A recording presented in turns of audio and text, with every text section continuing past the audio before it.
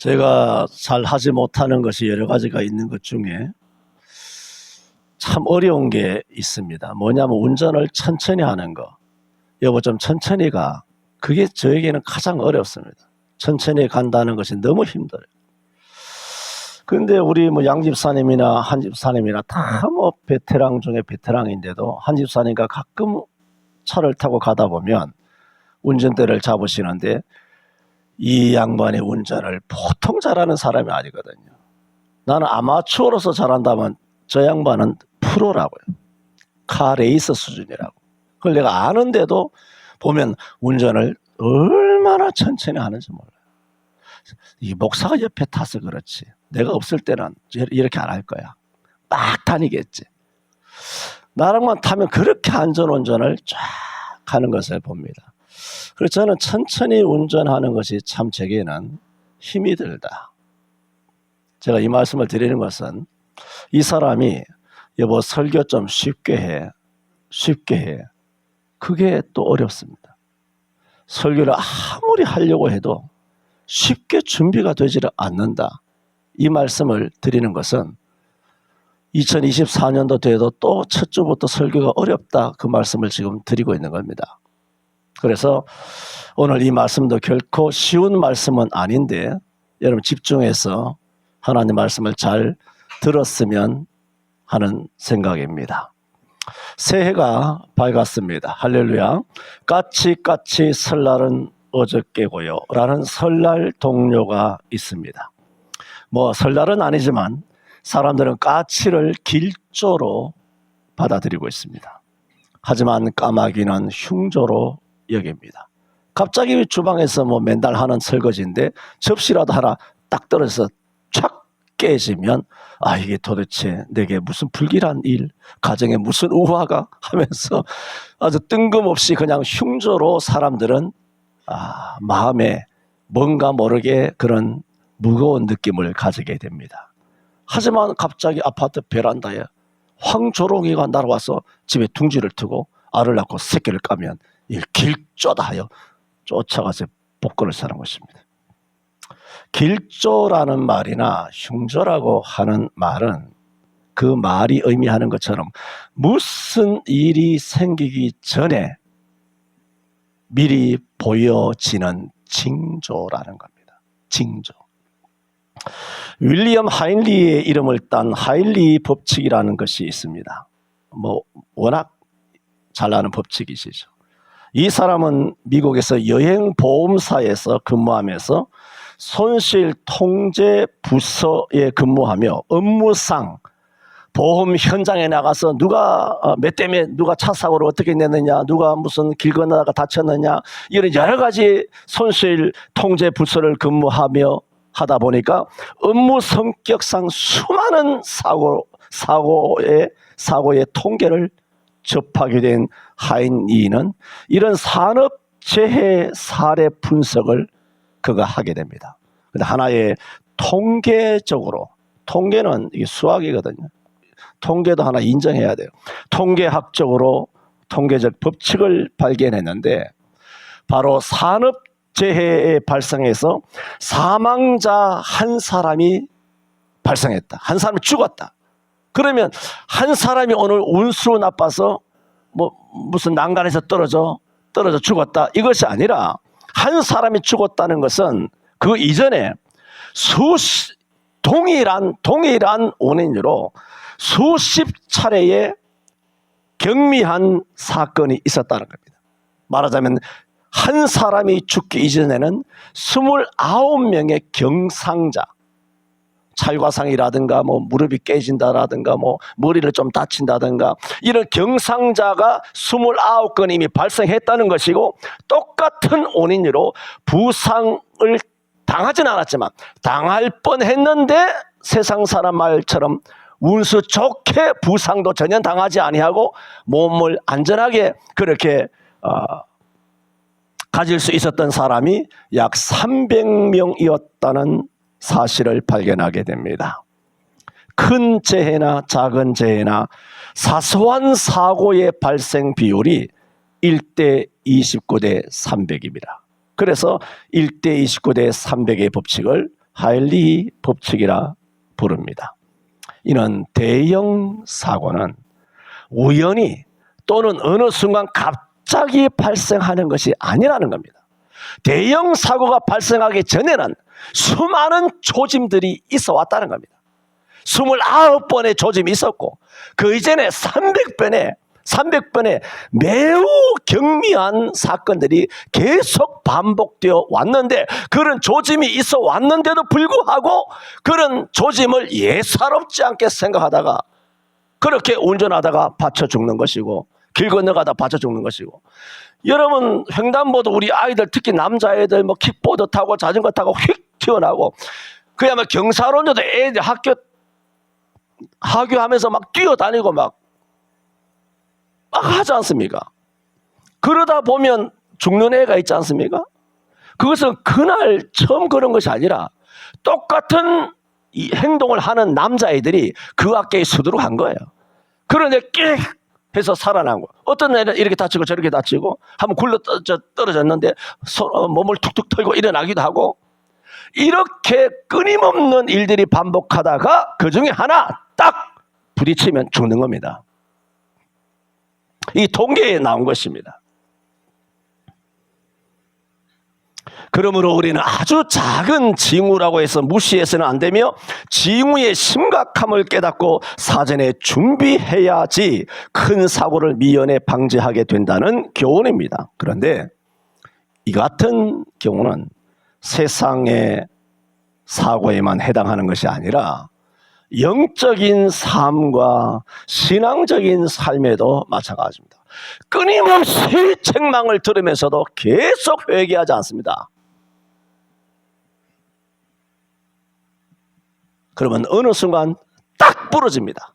콩나물 대가리가 딱 꺾여지듯이 어느 순간 딱 부러집니다.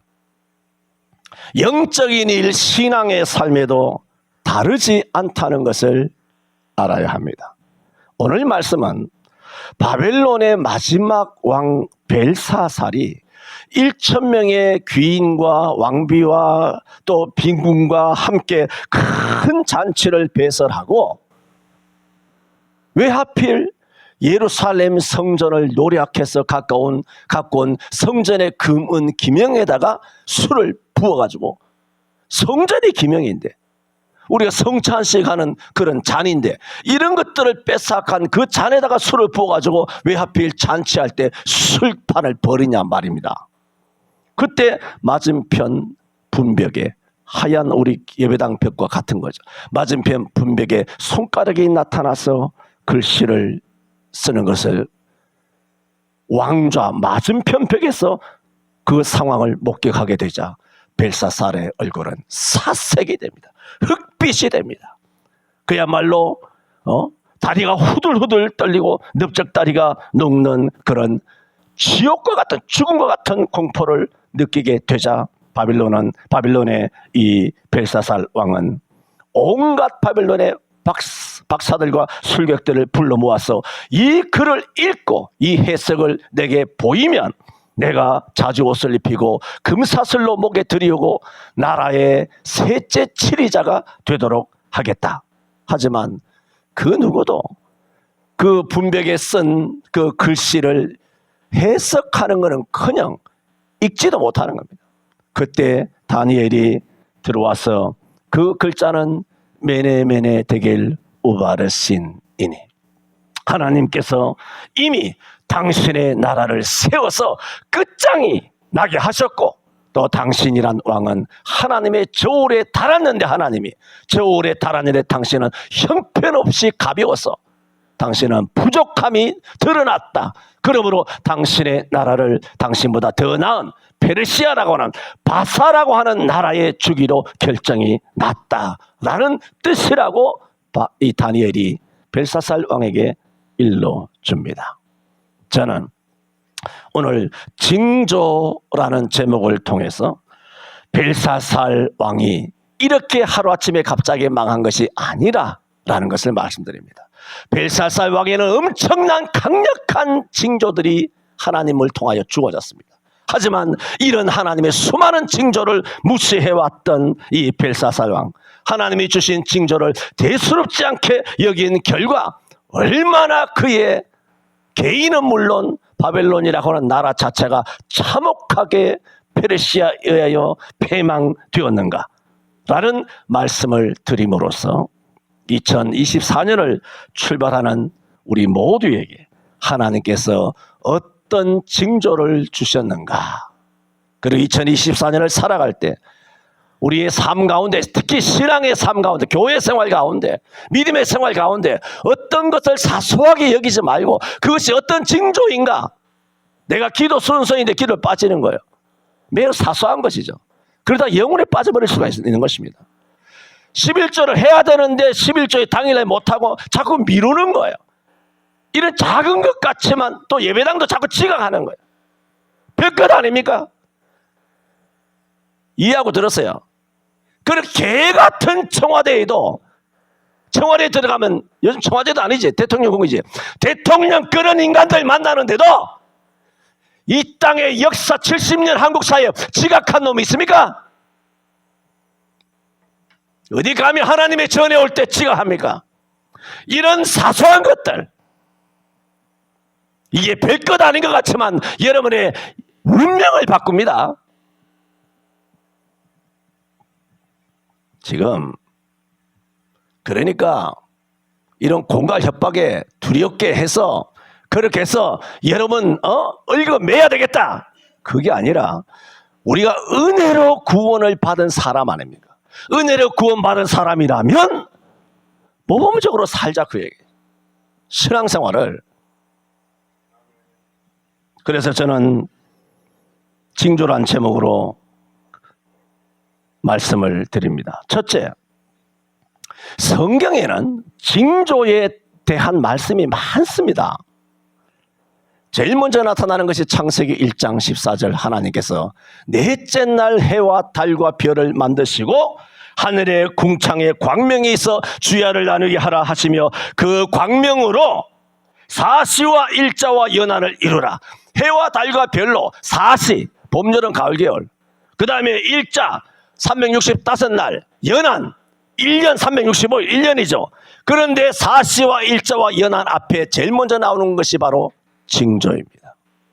해와 달과 별, 큰 광명, 작은 광명, 큰 광명으로 낮을 주관하게 하시고 작은 광명으로 밤을 주관하게 하시되 가장 먼저 징조와, 그렇게 말합니다.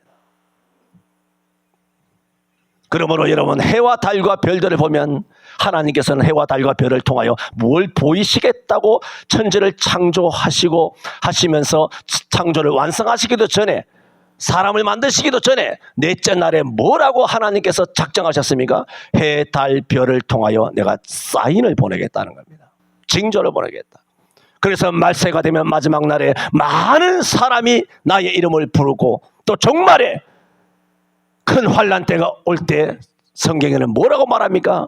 해가 총담같이 검어지고 달이 빛빛같이 불거리라 그랬어요. 저는 그래서 자주 쳐다봅니다. 달이 언제 저래 빛빛으로 변하나. 그 변하기를 기다리고 있는, 달이 저 빛빛으로 변하기를. 그래야 종말이 오는 것이고, 그래야 주님이 오시는 거기 때문에, 이거 실제, 이거는 은유나 비유가 아니에요. 이건 실제예요. 창세기 1장 14절에 있습니다. 이런 해와 달과 별을 통하여 징조와 사시와 일자와 연한 중에 첫 번째 징조에 하나님께서는 방점을 두시며 강조하신 것처럼 예수님도 신약에 오셔서 마태복음 16장 2절 이하에 이렇게 말합니다. 너희가 저녁에 하늘이 붉으면 그 이튿날 날씨가 좋을 줄 알고, 아침에 하늘이 붉으면 너희가 날씨가 굳을 줄 아나니 너희가 천기는 분별할 줄 알면서 어찌하여 시대의 표적은 분별할 수 없느냐. 너무나 익숙한 말씀이지 않습니까? 이게 뭔 말합니까? 천기에도 아침에 해가 붉으냐 저녁에 해가 붉으냐, 이것을 통하여 날씨가 좋을지 굳을지, 그 아침에 해가 붉고 저녁에 해가 붉는 그런 징조를 통하여 날씨가 분별되는데, 하물며 영적인 징조가 있는데 시대는 분별하지 못하느냐. 시대를 분별해야 된다. 시대의 징조를 알아야 된다라는 것을 뭐라고 인용하십니까? 아침에 해가 붓는 징조, 저녁에 해가 붉어지는 그 징조를 인용하여서 시대의 징조를 놓쳐서는 안 된다라고 말씀하고 있는 것입니다. 또 창세기 41장 11절에 요셉이 옥에 갇혔지 않습니까? 그런데 먼저 풀려난 술 맡은 관원장이 나중에 애굽 왕이 신비한 꿈을 꾸게 되자 그때서야 자기를 자책하면서 애굽 왕에게 실토를 합니다. 내가 옥에 있을 때 그날 밤 떡 맡은 관원장과 함께, 자기는 술 맡았으니까 관원장과 함께 옥에 있다가 하룻밤에 같은 꿈을 꾸었는데 각기 징조가 있는 꿈이라, 이렇게 애굽 왕에게 실토를 합니다. 그래서 나중에 요셉이 꿈을 해석한 대로 나는 복직하게 되었고 떡 맡은 관원장은 2년 전에 목이 잘렸나이다 하면서 이 예수도 모르는 술 맡은 관원장이 꿈의 해석을 통하여 징조가 있었는데 그 징조를 해석한 대로 그 징조대로 나는 이튿날 복직되고 저 사람은 목이 잘렸습니다 하며 징조였다라고 성경에 기록해 놓고 있는 것입니다. 이처럼 하나님께서는 꿈을 통하여서 뭘 보여주고 있느냐? 징조를 보여주고 있다는 겁니다. 하나님께서는 특히 요셉에게는 꿈을 통하여 징조를 나타내신 것은 어제 오늘이 아니라 그의 나이 17살 소년 때부터였습니다. 하루는 아시는 것처럼 요셉이 꿈을 꾸고 아버지 계시고 그래 하는 말이, 우리가 밭에서 꿈을 보니 밭에서 내가 곡식을 묶는데 내 단은 일어서고 형들의 10단은 내 단을 향하여 절하더이다. 형들 기분 더럽죠. 이 뭐 동생이 이놈의 말이죠. 형인데 감히 기분이 더럽죠. 그뿐만 아닙니다. 그 이튿날 또 며칠 뒤에 꿈을 꾸고 또 하는 얘기가 해와 달과 별한 별들이 내게 절하더이다. 이제는 형제들만 아니라 아버지 어머니를 상징하는 해 달까지라도 자기에게 절한다는 꿈을 이야기합니다. 이 꿈으로 인하여 안 그래도 시기를 받았던 이 요셉은 결국은 형들에게 미움을 받아 애굽으로 종으로 팔려가게 되고, 그러나 하나님께서는 종으로 팔려간 그 요셉의 고난을 통하여 마침내 방년 30살 때 애굽의 총리가 되게 합니다. 그 후에 온 세상에 기근이 옵니다. 애굽에는 양식이 풍성합니다. 그러나 형들이 살고 있었던 땅에는 기근이었습니다. 그래서 애굽의 양식을 사러 갔는데 총리가 자기 동생인 줄은 꿈에도 알지 못하는 10형들이 가서 동생 앞에 엎드려 절을 합니다. 이 절하는 장면을 보고 성경은 이렇게 말합니다. 창세기 42장 9절에 요셉이 그들에 대하여 꾼 꿈을 생각하고, 옛날 그 꿈 때문에 형들에게 미움받아서 내가 이렇게 저렇게 고난받아서 이렇게 총리까지 되었는데 형들이 과연 그 꿈대로 정말 내게 와서 절하네? 이게 있을 법한 일인가? 상상이나 하는 것입니까? 나라가 달라요. 거리가 달라요. 다시 얼굴을 본다는 것은 상상할 수도 없어요. 남북 대치보다 더한 그런 거리예요. 그런데 형들이 와서 자기가 동생인 줄 알지 못하고 내게 엎드려 절하는 모습을 보면서 성경이 뭐라고 말하느냐? 그 꿈을 생각하고 그 꿈이 생각났더라는 겁니다. 야, 그 꿈이 바로 오늘 현실로 이루어지는, 형들은 내게 절하는 것이 이루어지는 것을 의미하는 징조였구나. 그 17살 때 꾼 꿈이 징조였구나. 내게도 주신 꿈이 있어. 여러분에게 주신 꿈이 있어요. 이 꿈대로, 이 징조를 통하여 하나님께서 우리 교회를 인도하여 주실 줄로 믿습니다. 이처럼 하나님께서는 해달별이라고 하는 천기를 통해서나 혹은 꿈을 통해서도 징조를 보여주시는데, 여러분 밤에 꿈을 꾸시더라도 절벽에서 떨어지는 꿈, 돈 줍는 꿈, 그렇게 뭐가 배 터지는 꿈, 날아가다 떨어지는 꿈이 아니라 정말 요셉처럼 신령한 꿈 달라고 기도하시기를 바랍니다. 여기까지는 쉽죠? 이제 어렵게 갑니다. 지금 징조에 대해서 말씀합니다. 성경에는 이런 징조에 관한 말씀이 매우 많다는 것을 지금 말씀을 드리고 있는 겁니다. 한 번은 예수님께서 성전 건물의 위용을 가리키는 제자들에게 너희가 이 모든 것을 보지 못하느냐? 내가 진실로 너희에게 이르노니 이 성전이 돌 위에 돌 하나 더 놓이지 아니하고 다 무너뜨리오리라 하니 성전 건물에 감탄해서 야, 우리 예배당 뭐 수천억, 수도 서울 대한민국에서 제일 큽니다. 우리 예배당 제일 킹왕짱이에요. 아주 뭐 어마어마합니다. 이런 교회 내가 다니고 있습니다. 이런 교회 내가 담임하고 있습니다. 그런 위용을 감탄하며 자부심에 쩔던 이 제자들이 깜짝 놀라서 성전이 무너진다고 하니 어느 때에 이런 일이 있겠사오며 또 주의 임하심과 세상 끝에는 이렇게 말합니다. 무슨 징조가 나타나리까 말합니다. 돌 위에 돌 하나 더 놓이지 않고 예루살렘 성전 46년 동안 헤롯에 의해서 46년 동안 심지어는 헤롯에 의해서 46년 동안 제3성 성전이 지어지지만 이것은 실상 그때 완공된 것이 아니에요. 완공된 것이 아니라 약 한 70년 80년 동안 짓게 됩니다. 약 한 70년 가까이 짓게 돼요. 이렇게 70년 동안 애써서 지은 헤롯 성전이 완공된 지 약 1년 6개월 만에 로마의 티도 장군에 의해서 성경 말씀 그대로 돌 위에 돌 하나 더 놓이지 않고 완전히 쑥대밭이 되어버립니다. 약 70년 가까이 세운 난공불락의 거대한 그 하나님의 예루살렘 성전이 완공된 지 약 1년 6개월 만에 초토화가 되어버립니다. 그럴 때는 징조가 무엇입니까? 라고 제자들이 물었을 때 예수님이 하신 말씀입니다. 그때는, 그럴 때가 오는 세상 끝에는 무슨 징조가 있느냐? 그때는 사람들이 너희를 환난에 넘겨주겠으며 그때는 많은 사람이 시험에 빠져 서로 잡아주고 서로 미워하겠으며 그때에 유대에 있는 자들은 산으로 도망할지어다. 그날에는 아이 벤 자들과 젖먹이는 자들에게 화가 있으리로다. 그때에 사람이 너희에게 말하되 보라 그리스도가 여기 있다 저기 있다 할 것이다. 그러나 너희는 그것을 믿지 마라.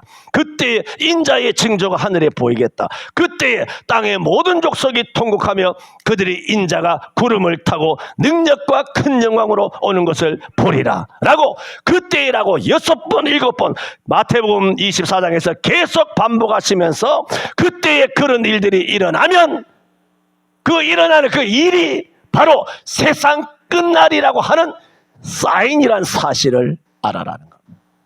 환난과 환난, 나라와 나라, 부모와 자식, 또한 화산과 해일, 온갖 폭발과 난리의 소문이 나고 거짓 예수, 거짓 그리스도, 거짓 선지자, 거짓 목사가 많거든. 그때가 무엇이냐? 징조라는 것입니다. 지난 5년 문재인은 징조입니다. 그건 가벼운 징조가 아니잖아요. 그건 어마어마한 징조죠. 그런 징조를 보고도 하나님의 주신 징조는 모르고 정부 시책이다 하여 순종한 사람들은 성경 말씀 순종은 어둠에 간지 없고 정부 시책 순종만을 중연볼 이오듯이 달달 위하고 있었으니 도대체 무엇인가 싶습니다. 또 요한복음 13장 19절에 예수님께서 이렇게 말씀하십니다. 지금부터 이 일이 이루기 전에, 무슨 일도 일어나기 전에 내가 너희에게 미리 이른다. 그 이유가 뭔지 아느냐? 일이 이루기 전에 내가 미리 이르는 것은 일이 이룬 다음에 미리 일렀으니까 예수님이 메시아시구나. 너희로 하여금 나를 믿게 하려 함이라. 여러분 일이 다 이루어진 다음에 그냥 나도 그렇게 생각했어. 그럼 누가 믿겠습니까?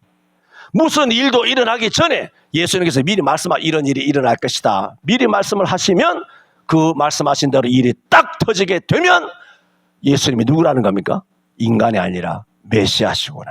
나로 하여금 너희를 믿게 하려 함이라고 했습니다. 그러면서 일이 이르기 전에 그러면 미리 말씀하신 그 말씀이 무엇이냐는 겁니다. 미리 일렀다고 했잖아. 미리 뭘 일렀느냐? 너희가 깨끗하나 다는 아니다. 최고의 만찬석상에서 하신 말씀이에요. 가룟유다를 두고 하는 얘기죠. 너희가 깨끗하나 다는 아니다. 미리 말씀하시는 거죠. 그러므로 이 말씀의 의미는 뭡니까? 12제자는 지금 최고의 만찬석에서 그 거룩한 최초의 만찬석상에서 예수님이 직접 시전하는 최후의 만찬석상에서 예수님께서 내일 십자가에 못 박혀 죽으시는 직전 밤, 너무나 거룩한 밤인데 12제자는 내가 너희에게 이미 이르는 것은 너희로 하여금 일이 이른 다음에 나로 메시아임을 너희로 믿게 하려 함이니라. 그래서 내가 미리 너희에게 일렀느니라. 뭘 일렀느냐? 너희가 깨끗하나 다는 아니라 너희 중에 하나가 나를 팔리라. 내 떡을 먹는 자가 내게 발꿈치를 들었다 한 성경을 응하게 하려 함이라. 이런 말씀을 응하게 하려고 이런 말씀을 미리 들려준 거예요. 그게 뭡니까? 가룟유다의 배신을 이야기하고 있지 않습니까? 그러므로 11제자는 가룟유다가 배신할 줄은 누구도 몰랐어요. 아무도 몰랐어요. 오히려 벌벌 떨면서 주여 내니까 내가 주님을 부인할 자입니까? 내가 주님을 배신할 자입니까? 주님 앞에 다 자기들이 마음이 조급해서 주님의 인정을 받으려고 했지 누구도 누구를 의심한 흔적이 없어요.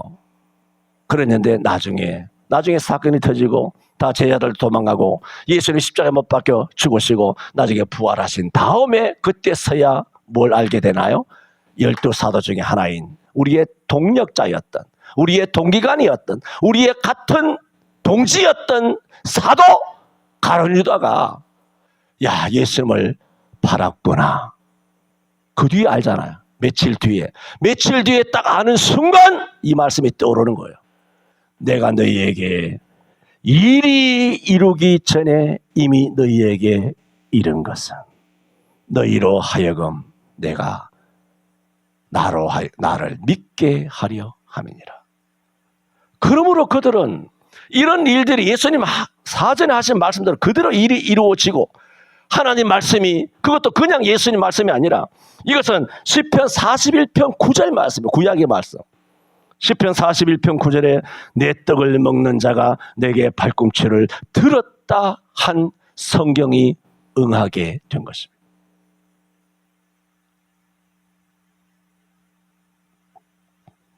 그러므로 예수님이 실제로 팔리게 되는 것을 목격하게 된 제자들은 이 말씀이 바로 메시아이심을 믿는 그 말씀이 예수님이 메시아라는 사실을 믿는 그 말씀이 뭐가 되나요? 징조가 되는 것입니다. 요한복음 14장 29절에도 이제 이 일이 이루기 전에 너희에게 말한 것은 일이 이룰 때에 너희로 믿게 하려 함이라 했습니다. 여러분 제가 몇몇 군데만 발췌해서 인용을 한 것입니다. 단언컨대 신구약 66권 전부 다 창세기부터 계시록까지 21장까지 전부 다 뭐냐? 말씀은 전부 다 징조예요. 구약이 뭡니까? 예수님의 탄생을 나타내는 징조예요. 대제사장 예수님을 나타내지 않습니까? 만나 예수님 나타내죠. 성막 예수님을 나타내죠. 유월절 예수님을 나타내죠. 초막절 오순절 광야 40년 십계명 구약의 39권 전부 다가 징조예요. 뭐냐? 너희를 위해 오늘날 다윗의 성에 메시아가 탄생하셨다는 거예요. 그래서 예수님이 이 땅에 오셔서 계속 마태마가 누가 요한복음에 하시는 말씀이 뭡니까? 나를 향하여 기록된 성경이 응하였느니라. 성경이 응하였느니라. 성경이 응하였느니라. 그게 뭡니까? 구약 성경 전부 다는 메시아가 오신다. 예수님이 이 땅에 오신다. 구약의 징조예요. 그래서 신약 성경은 뭐냐? 예수가 우리를 위해 죽으시고 부활하셔서 승천하시고 우편에 제위하시다가 나중에는 너희가 본 그대로 다시 오시리라. 사도행전 1장에 그렇게 되어 있잖아요. 그게 뭡니까? 주님이 다시 재림하신다는 징조잖아요. 주님의 재림이 다시 있다. 심판이 있다. 영생이 있고 영벌이 있다. 지옥이 있다. 천당이 있다. 마태복음 13장에 천사를 보내서 가라지를 다 모아서 꺼지지 않는 불에 영혼이 던지고 택한 백성은 모아서 천국에 드리리라. 마태복음 13장이든 14장이든 15장이든 사도행전은 로마 갈라디아 에베소 계시록 전부 다 신약 27권이 뭐냐? 예수 다시 오신다는 징조의 말씀인 줄로 믿습니다.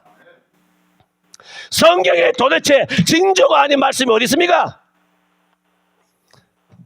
해와 달과 별 꿈은 말할 것도 없지만 여러분 해와 달과 꿈에 대한 그런 것을 동방박사 같은 그런 해안이 없더라도 성경이 있잖아요. 성경이 다 징조잖아요. 말씀 하나하나가 심은대로 거둔다. 그거 뭐예요? 징조잖아. 이 사람들아. 악한 데에 미련하고 선한 데에 지혜로워. 주의를 지키라고 다 그 징조야. 징조.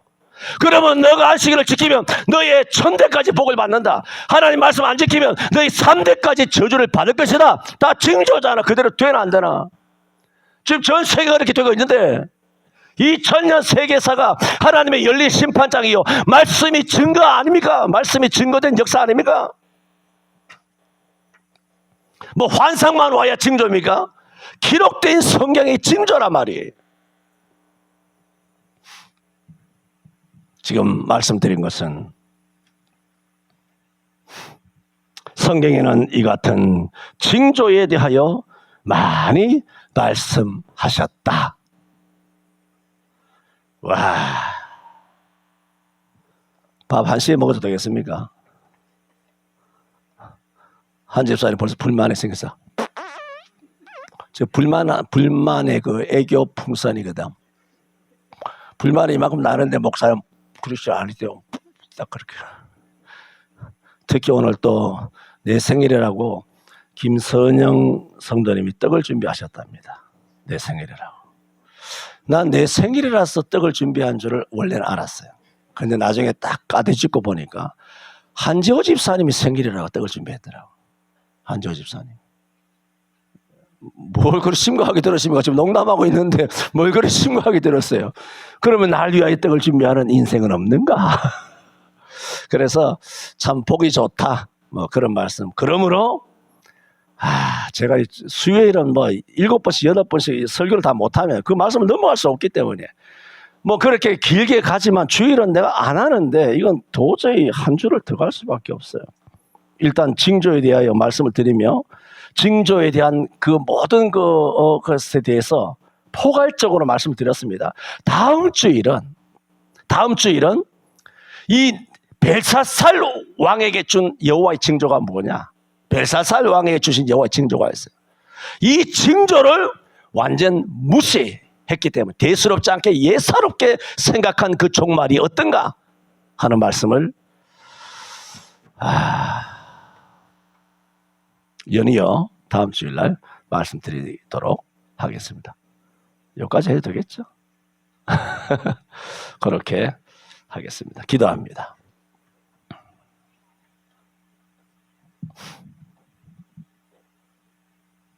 너희는 유혹의 욕심을 따라 썩어져가는 구습을 쫓는 네 사람을 벗어버리고 하나님을 따라 의와 진리로 거룩함을 입은 새 사람을 입으라 하시는 말씀 등 밤이 깊고 낮이 가까웠으니 너희는 어둠의 일을 벗고 빛의 갑옷을 입어라.